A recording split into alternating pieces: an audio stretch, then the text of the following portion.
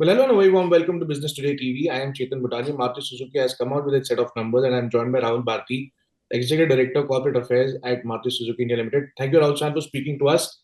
Sir, we see a net profit up by 16%, uh, and of course, EBITDA growing at 14%, but somehow there have been conversations about missing the estimates, sir. What do you think about the results and, of course, the year-on-year performance as well?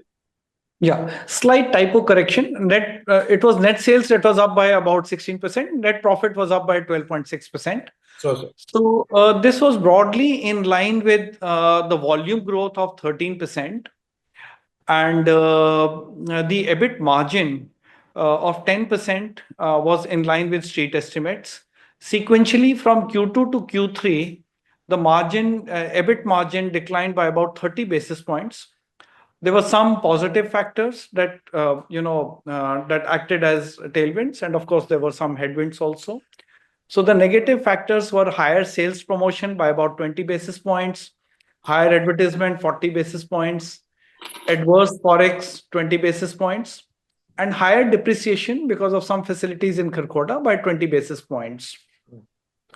The positives were favorable commodity by about 40 basis points and some favorable operating leverage owing to volume growth by 30 basis points. Net, it was about a 30 basis points decline, but broadly in line with street expectations. Sure. Sir, also, we saw, highest ever exports in a quarter at nearly about 1 lakh, 99,000 units being exported. That's definitely a good news. So, could you throw some light on what are the key countries that we are focusing on, and eventually, what are the plan for the exports expansion eventually, sir? As you rightly said, we did almost 1 lakh in quarter three. And we used to do 1 lakh in one full year a few years ago. So that's the kind of growth we are seeing. And India has that kind of potential. India's time has come. You talked about new markets. Just as we speak, very delighted to inform you just a few hours ago, the five-door Jimny debuted in Japan. It was unveiled. It's made in India to be exported to Japan. The earlier model, if we recall, the Francs that we started exports in August to Japan, the response has been good, and we hope the Jimny five-door also response will be great. So this is part of a larger strategy of growing our exports because we think India has a huge potential and there is an untapped opportunity in taking a larger share of the global trade, which India should. And we want to expand it further. Almost all markets performed very well for us. Our top markets, of course, are South Africa, Saudi Arabia, Latin America, like Chile or Mexico, Indonesia also. Japan is now the fourth largest market, thanks to these models that have kept coming. And with the e-Vitara, we'll be re-entering Europe.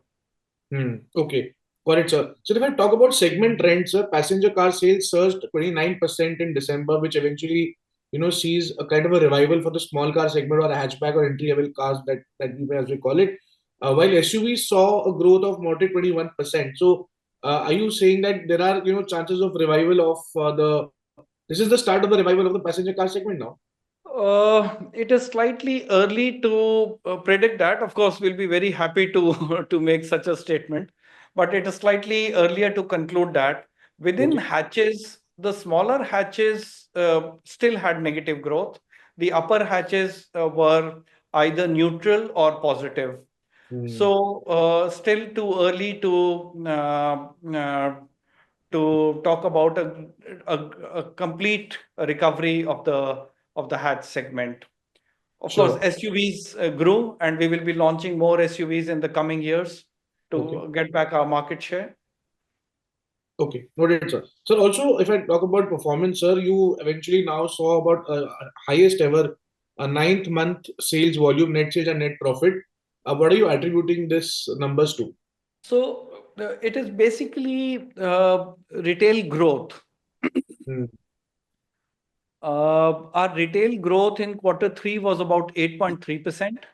If we look at the 3 quarters that you mentioned, the first 3 quarters of the financial year, Retail growth translated to about 3.5%. Hmm. And we hope we are able to continue this momentum of about 3.5% growth in the fourth quarter also. Okay. All right. While as we speak, sir, the industry is hoping for a low single digit growth. And are you also anticipating a low single digit growth and closing FY 25 in that ratio as well? So as I mentioned, yes, our retail growth has been 3.5% in the first 3 quarters. Even in the fourth quarter, we expect it to be the same. So we should close the year with about 3.5% retail growth in domestic market sales. Of course, exports will be much higher to compensate for domestic growth. Okay. And if you include exports, sir, what growth estimates are you giving to close the year with? So exports, we hope to do more than our planned figure of 3 lakh in the year. So that should help. So in this quarter, that means that we'll be seeing an export of 2 lakh more units. Uh, no, 3 lakh in the whole year. In the whole year, right? Okay, okay, missed that. Noted, sir. So also, with the e-Vitara coming up soon for the Indian market, so how's the response been?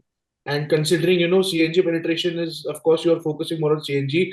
So the green fuel, the electric, and of course the CNG. What kind of portfolio are you trying to manage here, sir? So the production version of the e-Vitara that we displayed in the Bharat Mobility Show, we've got some very good, excellent customer feedback on that. Hmm. That's a positive. There are many features. The features that customers appreciated were a long wheelbase Hmm. of 2700 and the fact that the rear seat can be brought forward or backward by about 16 centimeter, range of 500 kilometer plus 7 airbags as standard across all variants. All those features about the product, and the fact that it's freshly designed as an EV. It's not an IC engine convert, and there are many advantages of that. Hmm. But also the E for me campaign, which gives a lot of confidence to the customer that once he has purchased the EV, should there be any problem, the company is there standing by the customer. So we have service on wheels, we Hmm. have workshop support over 1,000 cities of India, we have on-road assistance, and of course we have home chargers and fast chargers uh, all over the country. Home chargers for the customers and Hmm. fast chargers for in the top 100 cities, which we'll expand further as we go So along. could you give us any number? How much are you investing in total EVs in developing the EV ecosystem, including chargers and training dealerships, and eventually having more ecosystem? Any number to that right now? So on the product, we had a capex of about 2,100 crores. Hmm. On charging, we are still working with our dealers how what combination should work best. Hmm. But we won't stop at investment. It's the customer that we have in our focus, Hmm. customer confidence, so that EV adoption can go up in the country. Hmm. Right. And also, sir, heavy discounts for the festive season for the last year, affected profitability. That's for everybody. But, do you think with price hike coming up in February, do you think this is going to mitigate the impact? So, yes, we had a minor price increase, just about 30 basis points Hmm. in February. So, inflationary pressures, we pass on to the market, Hmm. and of course, our effort will be to contain and offset all inflationary pressures with our cost reduction efforts. But Hmm. wherever not possible, we have to pass it on to the market. Right. Absolutely. Last question, sir. Now we see the budget coming up, 2 days to the budget now. What are you expecting out of the budget?